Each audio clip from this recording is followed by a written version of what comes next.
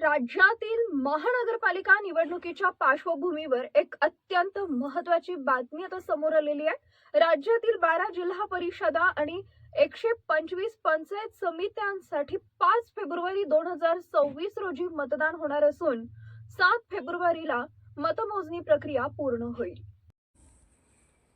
5 फेब्रुवारीला 12 जिल्हा परिषद व 125 पंचायत समित्यांसाठी मतदान। आचारसंहिता लागू। राज्यातील 12 जिल्हा परिषदा आणि 125 पंचायत समित्यांसाठी 5 फेब्रुवारी 2026 रोजी मतदान होणार असून 7 फेब्रुवारीला मतमोजणी होईल।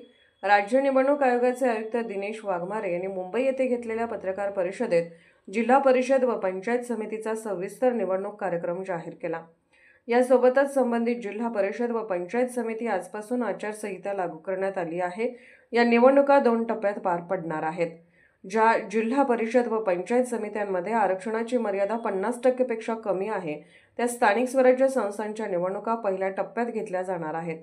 फेब्रुवारी महिन्यात कोल्हापूर, सांगली, सातारा, सोलापूर, पुणे, छत्रपती संभाजीनगर, परभणी, धाराशिव, लातूर, रायगड, रत्नागिरी, सिंधुदुर्ग या जिल्ह्यातील जिल्हा परिषद व पंचायत समित्यांसाठी निवडणूक प्रक्रियेनुसार 16 ते 21 जानेवारी 2026 या कालावधीत उमेदवारी अर्ज दाखल करता येणार आहेत।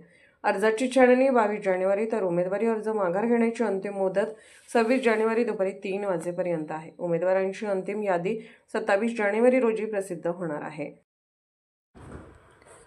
पोलीस ऑफ इंडिया न्यूज चॅनलला लाईक करा, शेअर करा आणि सबस्क्राईब करा।